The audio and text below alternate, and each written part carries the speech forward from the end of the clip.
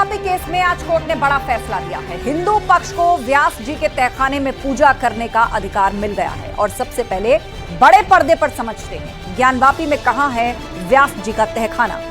ये देखिए, जहां नंदी विराजमान है और जो हवाला दिया जाता रहा, तर्क दिया जाता रहा कि नंदी का मुख वहीं होता है जहां शिवजी विराजमान होते हैं। इससे समझिए, हिंदू धर्म की पौराणिक मान्यताओं के अनुसार नंदी हमेशा शिवलिंग के सामने रहते हैं।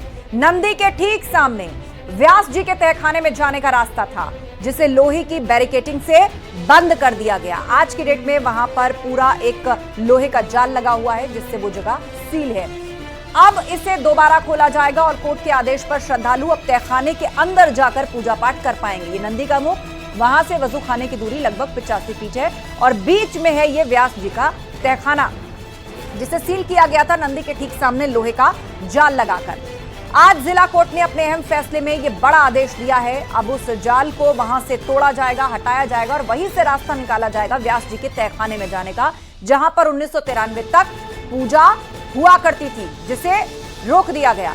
कोर्ट का हिंदू पक्ष के हक में यह बड़ा फैसला आया है। व्यास जी के तहखाने में पूजा का अधिकार हिंदू पक्ष को मिल गया है। वाराणसी जिला कोर्ट का प्रशासन को आदेश है, बैरिकेडिंग में 7 दिन में करे पूजा की व्यवस्था। उस बैरिकेड का बंदोबस्त करे कि 7 दिन के अंदर अंदर पूजा का रास्ता मिले और पूजा की उचित व्यवस्था वहां बने। आज इसी पर करेंगे चर्चा, लेकिन उससे पहले आपने डिटेल रिपोर्ट देखी।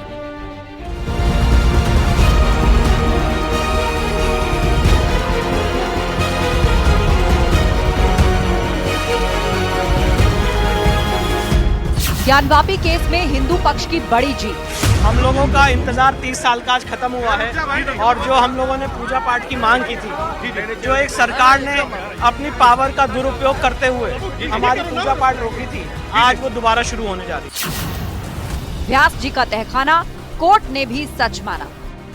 1993 में बाबरी विध्वंस होने के बाद मुलायम सरकार ने मुंह जबानी जो है व्यास जी को तहखाने को बाहर कर दिया, जो कि सैकड़ों वर्षों से काबिज थे। वहां पर जो है पूजन दर्शन काज हुआ करता था और उनको करके बाहर कर दिया गया था।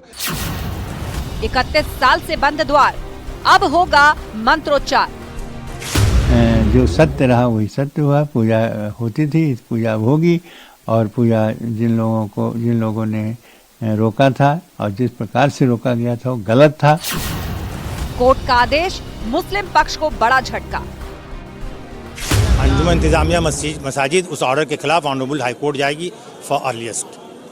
क्या है ऑर्डर? उन्होंने ऑर्डर ये किया है कि उनका कहना है कि जो वापस विवादित संपत्ति है, जो मस्जिद का नीचे दक्षिणी तहखाना है, उसके अंदर जो उनका कहना है कि जो मूर्तियां हैं उसमें उसकी पूजा पाठ के लिए डीएम साहब जो तो कोई इंतजाम कराएं, जबकि उसके अंदर कोई मूर्ति नहीं है। और जो रिपोर्ट अभी आई एसआई की, उसमें भी कहीं नहीं लिखा हुआ है कि दक्षिणी तहखाने में कोई मूर्ति पाई गई है। ज्ञानवापी की लड़ाई फाइनल स्टेज पर आई। अभी जो फैसला आया है वो वक्ती तौर पर मायूस करने वाला ज़रूर है, लेकिन जाहिर सी बात है अभी दोनों साइड्स के सामने ऊपरी अदालतों का रास्ता खुला हुआ है और इस जजमेंट को ऊपरी अदालतों में जाहिर सी बात है ज़रूर हमारे एडवोकेट्स हजरात चैलेंज करेंगे। 93 में माननीय मुलायम सिंह जी की सरकार में वहां पर प्रतिबंध लगा था कि पूजा हिंदू पक्ष नहीं कर पा रहा था, लेकिन इतनी लंबी लड़ाई के बाद आज ने कोर्ट ने आदेश दिया कि हिंदू पक्ष को पूजा का अधिकार दिया जाए।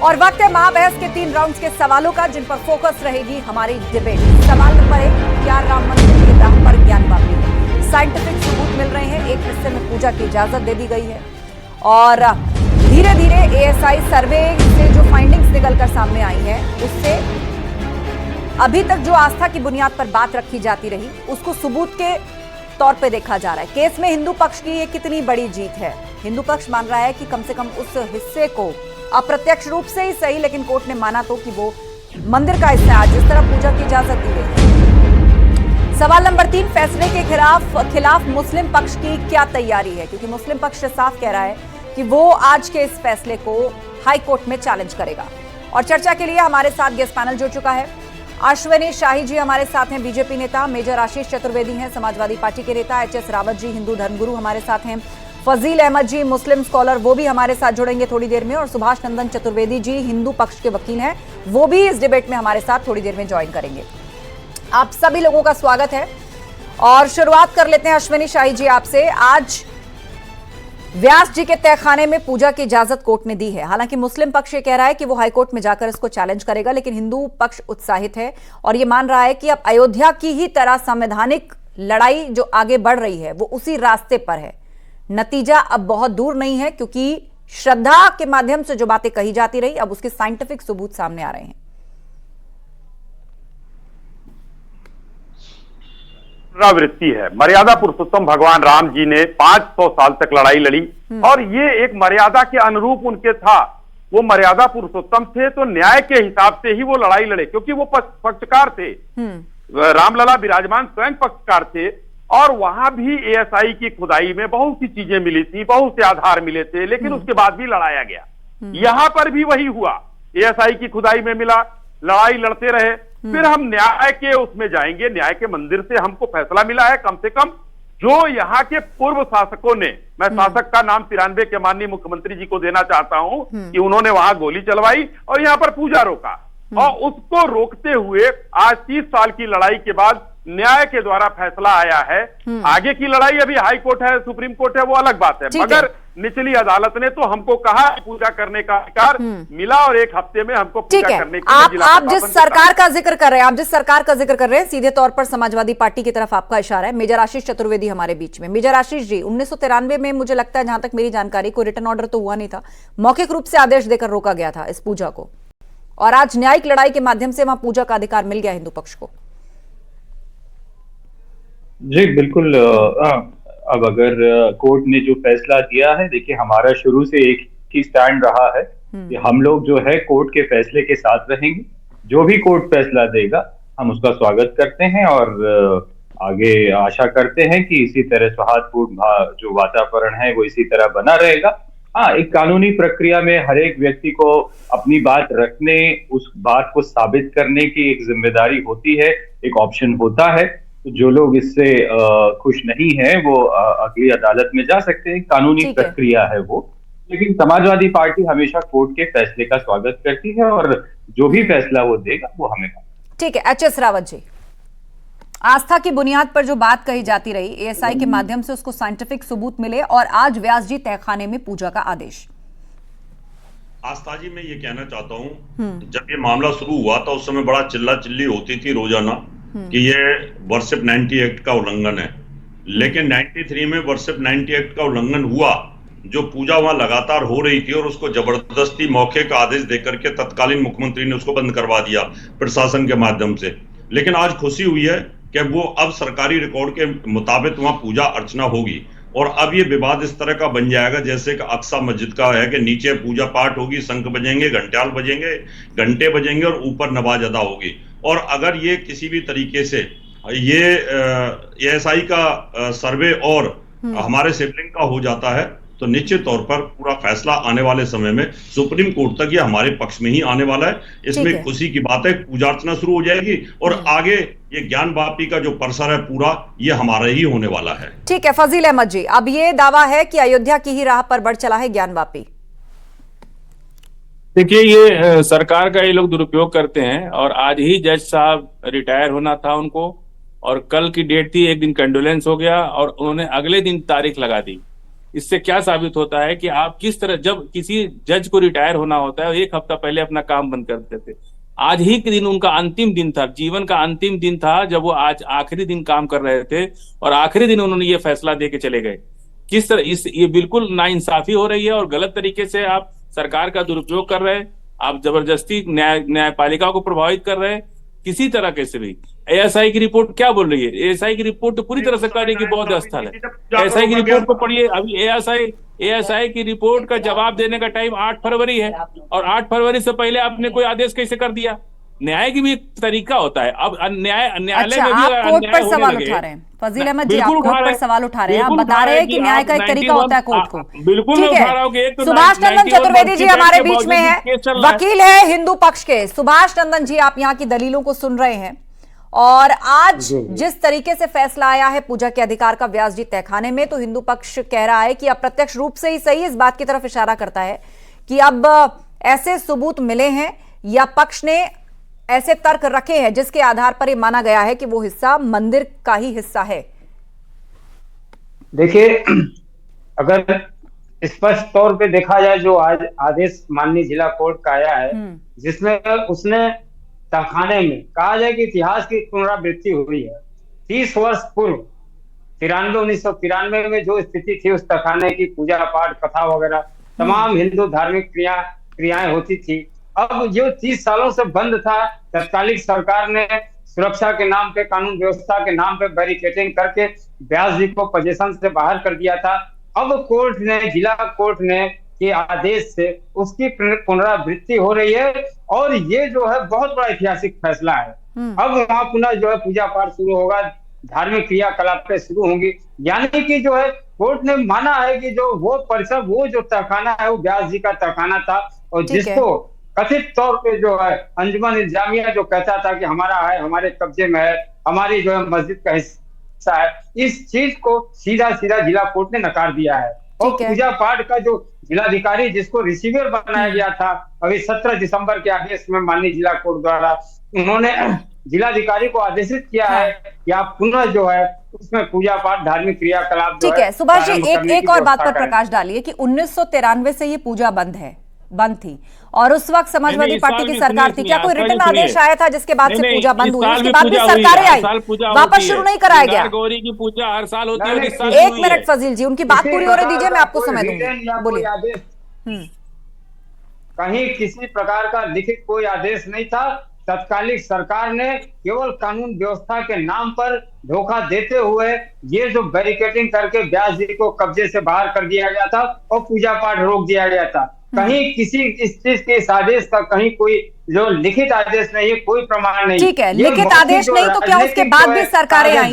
अश्वनी शाही जी, उसके बाद भी सरकारें आई, किसी ने क्यों नहीं वापस पूजा शुरू कराई? क्योंकि ये शासन का कोई लिखित आदेश तो नहीं था, लॉ एंड ऑर्डर के नाम पे कोई चीज प्रोहिबिट की गई तो शुरू तो बाद में भी हो सकती थी। हाँ जी, मामला कोर्ट में था, इसलिए किसी सरकारों ने जो है उसमें दखल देने का, क्योंकि सब जुडिस मामले में सरकारें दखल नहीं देती हैं, वो ये लोग छिपते हैं। अब यहाँ पर फजील अहमद जी बात कर रहे हैं, वहां पर ये अभी तक तो ये मस्जिद की बात कर रहे थे, अब अचानक जो है बौद्ध मूर्ति और बौद्ध स्थल के बीच में छिपने का की क्या बात कर रहे हैं। इन लोगों को चाहिए कि देश से माफी मांगे और कह दे कि हम अपना मुकदमा वापस ले रहे हैं और हम लोग जो है दे रहे हैं हिंदू भाइयों को, हिंदू मंदिर है वो। ये शर्म नहीं आ रही है लोगों को? अब मुस्लिम का मस्जिद नहीं है, पहले तो इस्लामिक चिन्हों वाली थ्योरी खारिज हो गई, अब आप बुद्धिज्म के पीछे छुप रहे हैं। ये कोर्ट को तय करने दीजिए वहां क्या है, ये कोर्ट को तय करने दीजिए वहां पर क्या है। ठीक है, अभी वहाँ मस्जिद है, मस्जिद है अभी वहाँ, मस्जिद अभी हटी नहीं है वहाँ, यहाँ पर मस्जिद का कोई नाम अभी नहीं मस्जिद है वहाँ। मस्जिद में ओम पूर्व में क्या था वहाँ पर? लड़ाई तो इस बात की है फजील जी, मस्जिद में श्रृंगार गौरी की पूजा होती है, मस्जिद में भगवान नहीं, तो आप जबरदस्ती पूजा कर रहे हैं, वहाँ ओम कमल होता है, वहाँ पर जो है कोई। एक मिनट, एएसआई सर्वे की जो रिपोर्ट है फजील जी, और जो चीजें वहां पर मिली हैं उनकी उम्र भी बताई गई है, उम्र भी बताई गई है। जो आप कह रहे हैं ना कि उनको ला करके रख दिया गया है, किसी ने कहीं से ला करके वहां रख दिया, तो ये थ्योरी भी फ्लॉप हो जाती है। उन सबकी उम्र बताई गई है, एक एक पत्थर, उस पर उकेरी गए स्वास्तिक, ओम, त्रिशूल के चिन्ह, वहां मिली प्रतिमाएं, खंडित प्रतिमाएं, तमाम तरह के विग्रह, इन सब की बाकायदा उम्र एएसआई ने रखी है निकाल करके। तो ये थ्योरी खारिज हो जाती है कि कभी अकबर का दीन इलाही था तो उन्होंने बनवाया था, या फिर किसी ने साजिश के तौर पे कहीं और से ला करके रख दिया। तो इसमें भी 500 से लेकर 1000 साल पुराने तक विग्रह, प्रतिमाएं और पत्थर यहाँ बताए गए हैं। एक कभी एएसआई ने अपनी रिपोर्ट में किसी की उम्र नहीं बताई है। एक मिनट, मुझे लगता है आपको और डिटेल में जाने की जरूरत है। एचएस रावत जी, हम लोग अभी 8 तारीख को जवाब दे रहे हैं उसका, एएसआई ने कोई रिपोर्ट पर अपना डेट नहीं बताया। साहब आधी अधूरी बातें भ्रमित करने के लिए यहाँ आ जाते हैं। अभी ये कह रहे हैं कि वहाँ मस्जिद थी, कब से थी वहाँ मस्जिद? आप बता सकते हो मस्जिद कब से थी वहां पर? आपके पास कुछ पता होता नहीं है और बोलना शुरू कर देते हैं। अभी आप कह रहे थे कि जज साहब पे आरोप लगा रहे थे कि वो रिटायर होने वाले थे इसलिए फैसला दे दिया। उस समय आपने कुछ नहीं बोला कि जब उस समय तत्कालीन मुख्यमंत्री ने उसको बिना किसी ऑर्डर के, बिना किसी रिटर्न में ऑर्डर के जाकर के वो पूजा बंद करा दी। उस समय कहीं नहीं चिल्लाए आप, और अभी कितने दिन से लगातार चिल्ला रहे हो वर्षिप एक्ट का उल्लंघन हो रहा है, वर्षिप एक्ट का उल्लंघन हो रहा है। वहां पे उल्लंघन हुआ, यहाँ पे उल्लंघन हुआ, और जब ये पूजा पाठ बंद कर दी थी उस समय क्या हुआ था? ये तो फजील साहब आप बेकार की बातें मत करिए। और मैं तो कहता हूं ना, एक गाना है वो गाना वैसे तो धर्मगुरु को बोलता हुआ अच्छा नहीं लगता, पर भी मैं कहता हूं मेरी छतरी के नीचे आ जा, ठीक है ना। आप ये जो ढांचा बच गया है ना, इसको हैंडओवर कर दो प्यार से, भाईचारा बचा रहेगा। और अगर सुप्रीम कोर्ट से भी हार गए ना तो फिर क्या इज्जत रह जाएगी? अभी भाईचारा बना रहेगा। और आपको पता है, आपका दिल है वो जानता है कि यहाँ पर ये आपने मंदिर को तोड़ करके मस्जिद बनाई थी। फजील अहमद जी,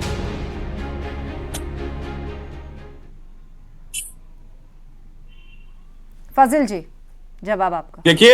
देखिए आस्था जी, ये बार बार इनको बुद्ध से बहुत नफरत है। किसी को नफरत नहीं है, किसी को नफरत नहीं है। आपकी इस्लामिक चिन्हों वाली, दीन इलाही वाली सामान कहीं और से लाकर रख देने वाली थ्योरी खारिज हो गई। अब आप बुद्धिज्म नहीं मिला और पूरी रिपोर्ट क्या करेगा? अब आप नई नई थ्योरीज मत उड़ाइए, नई नई थ्योरीज मत उड़ाइए। कोर्ट को कमेंट करने दीजिए, एएसआई को डिसाइड करने दीजिए, कोर्ट को उस पर कमेंट करने दीजिए। बिल्कुल, तब आप कोई थ्योरी रखिए सामने। प्राचीन स्ट्रक्चर क्या है? तो प्राचीन स्ट्रक्चर बौद्ध है, वहाँ पे बौद्ध है। और इसका भी ऐसा ही सर, विश्वनाथ मंदिर का भी आप कह रहे हैं बौद्ध है। कुछ समय में पता चलेगा कि कुछ और चिन्ह मिल गया तो फिर आप कोई नई थ्योरी फॉर्म कर लेंगे। अरे हम तो आज से नहीं कर रहे, हम तो 3 साल से कह रहे हैं कि वो बौद्ध स्थल है। हम तो कह रहे 3 साल से कि बौद्ध स्थल है वो। स्वास्तिक चिन्ह बौद्ध का होता है, त्रिशूल बौद्ध का होता है। वहाँ तो गुंबद के ऊपर गुंबद रखा गया है, उसके निशान मिलेंगे। मुकदमा चल रहा है, प्राचीन स्ट्रक्चर का जो गुंबद है उसके ऊपर एक और महाविशालकाय गुंबद रख दिया गया है, उस स्ट्रक्चर का डिजाइन बदलने के लिए, जिसको मस्जिद कहा गया और उसमें नमाज पढ़ी जाती है। ठीक है, सुभाष नंदन चतुर्वेदी जी के हमारे बीच में एएसआई ने कहीं गुंबद के नीचे शिखर होने की बात नहीं कही है। मैंने पूरी रिपोर्ट पढ़ी है, मैं पूरी रिपोर्ट में पढ़ा हूँ और मेरे पास है वो रिपोर्ट। एएसआई ने कहीं नहीं कहा है कि गुंबद के नीचे शिखर है। गुंबद के नीचे खाली जगह है, और जा करके हम तो नमाज पढ़े उसमें, आप जाके देख लीजिए गुंबद के नीचे क्या है। ये देखिए क्या है, गुंबद के नीचे एक और गुंबद दिख रहा है जिसके ऊपर लोग खड़े हैं। देखिए तस्वीर आपके सामने, अगर न्यूज़ 18 चल रहा है तो गुंबद के नीचे खड़ी है वो पूरी कोर्ट कमिश्नर सर्वे की टीम, और वहां भी एक गुंबद नजर आ रहा है। ये तहखाने में खड़े हैं जो लोग खड़े हैं, वो गुंबद पे नहीं खड़े हैं। गुंबद पे कहाँ खड़े होने की जगह है? गुंबद के नीचे खाली तहखाने के अंदर गुंबद है। ये गुंबद है, तहखाना मान, ठीक है, तहखाने का रूप दिया गया उसको। ये नीचे भी गुंबद है। गुंबद पे खड़े हैं, आपको दिख रहा? आपको क्या दिख रहा है? तहखाने का फ्लोर समतल बनाया जाता है या इस तरह गुंबद नुमा या शिखर नुमा बनाया जाता है? आर्कियोलॉजी समझिए पहले, आज से 1000 साल 500 साल पहले का निर्माण कैसे होता था, उस टेक्नोलॉजी में जाना माना ना आपने 1000 साल पुरानी बात है, तो 1000 माना 1000 साल पुरानी बात है। 1000 साल पहले मौर्य वंश के 1000 साल में कहीं हिंदू अब आप मौर्य वंश पर पहुंच गए, ठीक है। मौर्य तो 1000 अश्वनी शाही जी, देखिए फजील अहमद जी एक बड़े गुणी और ज्ञानी आदमी हैं। यहाँ तो बैठकर बौद्धिज्म की वो कर रहे हैं, क्योंकि अब वहां पर मस्जिद का मामला खत्म हो गया है। क्यों इतने दिन कोर्ट में मुकदमा चला? आपने अपने तरफ से कोई दलील दी? विद्वान वकील लोग जो है वहां पर मुकदमा लड़ रहे थे, दोनों पक्षों के थे, किसी ने नहीं कहा कि भाई वहां पर बौद्धिज्म का मामला है। वहां पर तो हम जो है पिटीशन फाइल है, बौद्धिज्म की तरफ से पिटीशन फाइल है, आपको जानकारी नहीं है? ऑलरेडी उनका पिटीशन फाइल है, उसमें फवारे उसकी सुनवाई हम लोग नहीं कर रहे हैं। आप त्रिशूल से पकड़े गए, आप नंदी से पकड़े गए, आप नंदी के आगे वहां पर वजू खाने को जो बता रहे थे उससे पकड़े गए। आप कहते थे कि वहां का पानी न कम कराया जाए। 1890 में सुनिए जी, 1890 में नेपाल के राजा ने वो नंदी लगवाया, करना चाहिए था। 1890 में नंदी का मामला है, तो फिर आप कहते हैं कि मैं मस्जिद का मामला है। इस देश में नहीं, बिल्कुल बता दीजिए, वो स्ट्रक्चर आपका है ही नहीं। चाहे बौद्ध मंदिर में, कहाँ पे मंदिर में नमाज पढ़ी जाती है? चाहे बौद्ध मंदिर हो चाहे हिंदू मंदिर हो, नमाज कहाँ पढ़ी जाती है? बता दीजिए। आप तो कहते हैं नमाज हो जाता है। को दे रहे हैं क्या? अरे मान लीजिए एप्लीकेशन पड़ी है कोर्ट के अंदर, हम किसी को नहीं दे रहे। न्यायालय जिसका देगा अभी कुछ हुआ नहीं है, अभी तो बहुत कुछ चले होगा। अभी पिटीशन तो बुद्धिस्टों की तरफ से भी पड़ी हुई है ना, बौद्ध समाज के लोगों ने भी पिटीशन दे रखा है, ऐसा थोड़ा है कि उनकी एक मिनट, आप लोग आपसी वाद विवाद में मत उलझिए। ठीक है फजील अहमद जी, आपके एक तर्क हैं, लेकिन तर्क तो वही चलेंगे, सत्यापित वही होंगे जो कोर्ट कहेगा। एएसआई अभी सर्वे कर रही है, लेकिन मौजूदा स्थिति यह है कि व्यास जी तहखाने में पूजा की इजाजत दे दी गई है। मेजर आशीष चतुर्वेदी जी, सवाल आपके लिए वही, 1993 में समाजवादी पार्टी की सरकार ने लॉ एंड ऑर्डर का हवाला देते हुए वहां पर बैरिकेटिंग लगाए नंदी के सामने, जो तस्वीरों में है, और वहां पर पूजा अर्चना रोकी। बाद में भी आपकी सरकार आई, तब तो कोई लॉ एंड ऑर्डर इशू नहीं था, तब आपकी सरकार ने क्यों नहीं इस स्थिति को सही किया? देखिए, मैं पहले भी कह चुका हूं कि धर्म हमारे लिए हमेशा से एक आस्था का विषय रहा, और जब ये मामला कोर्ट में चला गया तो चाहे हमारी सरकार होती या किसी और की सरकार होती, जब मामला कोर्ट में हो जाता है तो कोई सरकार उस पर कुछ कर नहीं सकती है, कोई भी पक्ष कुछ नहीं कर सकता है। और आज भी अभी जो इंटरिम ऑर्डर आया है, अभी पूरा फैसला आना मेरे ख्याल से अभी बाकी है। जिस भी तरफ आएगा, हमने पहले भी कहा कि हम लोग कोर्ट के फैसले के साथ चलेंगे। हम कोर्ट के फैसले का ना कोई विरोध, ना किसी भी तरीके का कुछ भी नहीं करते हैं। हम जो कोर्ट फैसला देगा हम केवल उसी को मान के चलेंगे, और राजनीति का विषय ये बिल्कुल भी नहीं है हमारे लिए, हम स्पष्ट कर दें। इसलिए हम लोग इस पे बहुत ज्यादा बोलते भी नहीं हैं कि जो कोर्ट फैसला देगा उस पे हम खुश रहेंगे और सभी लोग खुश रहेंगे। कुछ लोगों को इससे विरोध हो सकता है, जैसा मैंने पहले भी कहा, वो स्वतंत्र हैं आगे तक अपील करने के लिए। अश्विनी जी आपका जवाब, अश्विनी जी आपका जवाब। जी देखिए, जिस तरीके से न्याय की व्यवस्था आगे बढ़ रही है उससे धीरे धीरे साबित होता चला जा रहा है कि ये क्या था और क्या नहीं है। आने वाले दिनों में न्यायालय के तरीके से जो न्यायालय फैसला करेगा, चाहे वो सुप्रीम अदालत करे, हाई कोर्ट करे या लोअर कोर्ट करे, हम लोग या पूरा देश मानने को तैयार है। लेकिन हमारी आस्था है कि हम वहां पर महादेव की पूजा करते थे, आगे भी करते रहेंगे, आगे करने की कोशिश करेंगे। ये हम न्यायालय के शरण में है, न्यायालय की बात मानेंगे। वहां पर बौद्धिज्म था, वहां पर मंदिर था, वहां पर मस्जिद था, ये सब न्यायालय को तय करना, हमको आपको नहीं तय करना है। लेकिन हम लड़ाई जरूर लड़ते रहेंगे, क्योंकि जो साक्ष्य मिले हैं वो साक्ष्य एएसआई के द्वारा राम मंदिर में भी मिले, के मोहम्मद द्वारा कहा गया, लेकिन किसी ने नहीं माना इस चीज को और मुकदमा लड़ते रहे। और आज भी वही स्थिति हो रही है, साक्ष्यों को मानने से नकार रहे हैं लोग, और उसका फैसला अब अदालत करेगा। और अदालत, हमको पता है कि महादेव जो कि सबसे भोले भंडारी हैं, वो फैसला कैसे कराएंगे हमको नहीं पता। एचएस रावत जी, फिर फाजिल अहमद जी। आस्था जी, अभी मैं सुन रहा था, फजील साहब को कह रहे थे कि वहां ये सारे जितने भी चिन्ह मिले हैं सब बौद्ध धर्म के हैं। इसका मतलब फजील भाई ने ये बात मान लिया कि वहां बौद्ध धर्म अगर था, मंदिर था तो तोड़ा गया। ये बात ये एक्सेप्ट करने के इन्होंने मंदिर तो तोड़ा, चाहे वो बौद्ध धर्म था, चाहे वो वहां पर शंकर भगवान का था। यानी इनका दिल इस बात को मानता है। फजील भाई, सोच समझ के बात किया करो, यहाँ उल्टी सीधी बातें करने के लिए नहीं है, यहाँ और भी डिबेटर बैठे होते हैं। यानी आपका ये तर्क बार बार टीवी चैनलों पर देना कि यहाँ बौद्ध धर्म था, बौद्ध धर्म के चिन्ह थे, तो इसका मतलब तोड़ा गया। आप बोलो यहाँ से कि अगर था तो हमने तोड़ा और यहाँ मस्जिद बनाई, बोल के दिखाओ आप एक बार, पता चलेगा ना बौद्ध आपके साथ क्या व्यवहार करते हैं। और फिर वो कोर्ट में केस आपके खिलाफ डालते हैं या हमारे खिलाफ डालते हैं। इसलिए ये एक शुरुआत है और ये जीत की शुरुआत है। आगे निश्चित तौर पर फाजिल अहमद जी, ये पूरा की देखिए, रावत जी जो है बहुत ज्यादा उत्साहित हो जाते हैं। हम तो कितनी बार, 100 बार तो बोल चुके, राजा शशांक 8वीं शताब्दी में 20,000 बौद्ध मंदिरों को तोड़ के हिंदू मंदिर बनाया था, उसी में से बनारस है। अरे हम तो कह ही रहे, सुनिए रावत जी, सुनिए। राजा शशांक ने बौद्ध मंदिरों को तोड़ करके हिंदू मंदिर बनाया था और 20,000 बौद्ध मंदिरों को तोड़ा था। हम तो कह ही रहे, हम कहाँ मना कर रहे हैं। राजा शशांक ने 20,000 बौद्ध मंदिरों को तोड़ करके हिंदू। जी ठीक है, ये चर्चा जारी है। और इस बीच एक बहुत बड़ी खबर हमें मिल रही है। बड़ी खबर ये सूत्रों के हवाले से इस वक्त की बहुत बड़ी खबर है। झारखंड के सीएम हेमंत सोरेन गिरफ्तार हो गए हैं। हेमंत सोरेन को गिरफ्तार कर लिया गया है। ईडी की लंबी पूछताछ के बाद गिरफ्तारी हुई है। जमीन घोटाला मामले में ये गिरफ्तारी हुई है और सोर्सेस से ये बड़ी खबर हमें मिल रही है। झारखंड के मुख्यमंत्री हेमंत सोरेन की गिरफ्तारी हुई है। ये बड़ी खबर हमें मिल रही है। आपसे थोड़ी देर पहले ऐसी अटकलें लगाई जा रही थी, उनकी गिरफ्तारी की आशंका व्यक्त की जा रही थी, लेकिन अब सोर्सेस से खबर मिल रही है कि उनकी गिरफ्तारी हो गई है। और भारत के इतिहास में पहली बार किसी राज्य के मुख्यमंत्री रहते हुए किसी शख्स की गिरफ्तारी हुई है। झारखंड में सियासी हलचल तेज है। मुख्यमंत्री हेमंत सोरेन की गिरफ्तारी हो गई है। ईडी की टीम लंबी पूछताछ उनसे कर रही थी और सूत्र बता रहे हैं कि उनकी गिरफ्तारी अब हो गई है। रांची के कथित जमीन घोटाले में मनी लॉन्ड्रिंग से जुड़े मामले में ये पूरी पूछताछ उनके साथ हुई है। और हमारे साथ गेस्ट पैनल भी जुड़ा हुआ है। सबसे पहले रिएक्शन ले लेते हैं अश्विनी जी। कहा यह जा रहा है कि भारत के इतिहास में पहली बार है किसी राज्य का मुख्यमंत्री रहते हुए शख्स की गिरफ्तारी हो गई। आस्था जी, लालू प्रसाद यादव की भी गिरफ्तारी हुई थी और जयललिता जी की भी गिरफ्तारी शायद हुई थी मुख्यमंत्री रहते हुए। लेकिन ये सभी जितने जो आज बेईमान लोग हैं धीरे धीरे अब पकड़ में आ रहे हैं। कहां से पैसा लाए, कैसे लाए।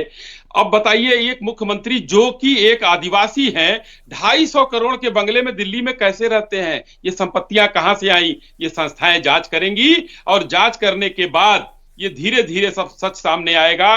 जो माननीय मोदी जी ने कहा था, ना खाऊंगा ना खाने दूंगा, वही स्थिति आज आ रही है कि जो लोग भी हैं जहां भी हैं इन लोगों को पकड़कर निकाला जाएगा और संस्थाएं अपना काम कर रही हैं। उसके बाद भी इस तरीके से बवाल काटा जाता है। देश में भ्रष्टाचारी जहां भी होंगे माननीय मोदी जी छोड़ने वाले नहीं है। संस्थाएं अपना काम करेंगी, उनको खुली छूट है। संस्थाएं न्याय संगत तरीके से काम करते हुए इन लोगों को घरों से निकालने का काम करेंगी। मेजर आशीष चतुर्वेदी जी, बड़ा संदेश गया है। सूबे के एक मुख्यमंत्री पहले तो गायब रहे, लंबी पूछताछ उनसे हुई और उसके बाद उन्हीं के सीएम आवास से उनकी गिरफ्तारी। निश्चित रूप से एक बड़ी कार्रवाई है और यदि उनके खिलाफ पर्याप्त साक्ष्य हैं जो साबित करते हैं कि उन्होंने कुछ गलत किया है तो निश्चित रूप से उनकी गिरफ्तारी जो है वो जायज है। बस एक चीज थोड़ी सी अखरती है कि शायद ही अभी विपक्ष में कोई नेता बचा है जिसके पास ईडी की नोटिस नहीं आ रही है। तो ये बात गले से नहीं उतरती है कि विपक्ष के जितने नेता हैं वो सब भ्रष्टाचारी हैं और जो सत्ता पक्ष के जितने नेता हैं वो सब साफ सुथरे हैं। किसी भी भारतीय जनता पार्टी के नेता के पास कभी ईडी का मैंने कोई खबर नहीं सुनी कि किसी के पास नोटिस आया हो या पूछताछ हुई हो। तो ये बात थोड़ी सी जो है ये अखरती है कि विपक्ष में जितने भी नेता हैं सभी भ्रष्टाचारी। मेजर साहब, एक बात मैं जरूर बताना चाहूंगा, लालू प्रसाद यादव का कन्विक्शन कब हुआ, गिरफ्तारी कब हुई, उस समय शायद जो है यूपीए की सरकार थी और उस समय भी जो जांच होती थी वो सत्ता पक्ष के लोगों की होती थी। उस समय विपक्ष में हम लोग थे, हम लोगों की कोई जांच नहीं होती थी। यानी कि उस समय से ही हम लोग जो है कम से कम इस बात से निश्चिंत है कि हम बेईमान और भ्रष्टाचारी नहीं है और वो जांच आज भी चल रही है। वो आप ही लोगों की तरफ जांच घूमी हुई है जो आपके समय से चल रही थी। भ्रष्टाचार से आप लोगों ने जो माल कमाया है, चाहे लालू जी हो, हेमंत सोरेन जी हो, जिस तरीके से जयललिता जी के साथ वहां पर हुआ, ये सब लोग देखने। अरविंद केजरीवाल जी भी देखिए किस तरीके से शराब घोटाले में न्यायालय तो कह चुका है कि संजय सिंह के द्वारा साक्ष्य प्रस्तुत हो रहा है, 308 करोड़ का घोटाला हुआ है, जमानत नहीं मिल रही है। तो ये सारे घोटालेबाज एक दूसरे को गाली देते थे। आस्था जी, अभी कुछ दिन पहले ये अरविंद केजरीवाल जी भाषण देते थे, सोनिया जी को गिरफ्तार करो, ईडी भेजो, उनके घर गिरफ्तार करके जेल में डालो, सब राज उगलेंगी। कुछ दिन बाद जो है वहां पर खैरा साहब गिरफ्तार हुए। वो कांग्रेस के लोगों ने किस तरीके से जो है बवाल काटा। एक दूसरे को बेईमान भी कहते हैं और कह रहे हैं मेजर साहब यहाँ कि सभी विपक्ष के नेताओं के ऊपर ही पड़ रहा है। भाई आप लोग तय कर लीजिए कि आप लोग एक दूसरे को बेईमान कह रहे हैं, खैरा जी को मान साहब बेईमान कह रहे हैं, यहाँ पर सारे कांग्रेस के नेताओं ने दिल अरविंद केजरीवाल के शराब घोटाले को जायज ठहराया था। तो आप लोग तय कर लीजिए भाई, इंडिया अलायंस में बेईमान और इस बीच ठीक है अश्विनी जी, आपको रोक रही हूँ, हमारे सहयोगी निरंजन सिंह हमारे साथ रांची से फोन लाइन पर जुड़ रहे हैं। निरंजन, कहा जा रहा है कि ईडी जवाब से संतुष्ट नहीं थी, 7 घंटे से भी ज्यादा पूछताछ की गई हेमंत सोरेन से और वो केवल हाँ या ना में जवाब दे रहे थे। 40 से ज्यादा सवाल ईडी ने पूछे और उसके बाद उनको सीएम हाउस यानी वहीं आवास से ही अरेस्ट कर लिया गया। उसके बाद सियासी हलचल भी तेज है। खबर तो ये भी आ रही है कि राजभवन में भी विधायकों की परेड कराई जा सकती है। जी बिल्कुल, अभी सभी विधायक यहाँ पहुंचे हैं और 5 विधायक को ही राज्यपाल से मिलने की अनुमति दी गई है। सभी विधायक यहाँ अभी देख रहे हैं राजभवन के बाहर बस लग गई है। 5 विधायक में चंपई सोरेन है, सत्यानंद भोक्ता है, प्रदीप यादव है, माले से विनोद सिंह है। यही 5 विधायक राज्यपाल से मिलने की अनुमति दी गई है और चंपई सोरेन के नाम पर सहमति बनी है। झारखंड के अगला सीएम चंपई सोरेन ही होंगे, ये निश्चय हो गया है। इसको लेकर के कयास जो लगाए जा रहे थे कि कल्पना सोरेन होंगे, लेकिन अब जो है जो सीनियर लीडर है, मंत्री हैं, परिवहन कल्याण मंत्री भी हैं, उनके पास 2 मंत्रालय हैं, अब बनेंगे। और निश्चित तौर पर जिस तरह से आप देखिए मुख्यमंत्री सीधे अब जा रहे हैं, निश्चित तौर पर ये जो कयास लगे रहे, मुख्यमंत्री हेमंत सोरेन राजभवन गए हैं, निश्चित तौर पर अब ये कहा जा रहा है कि ये राज्यपाल को इस्तीफा सौंपेंगे और दूसरी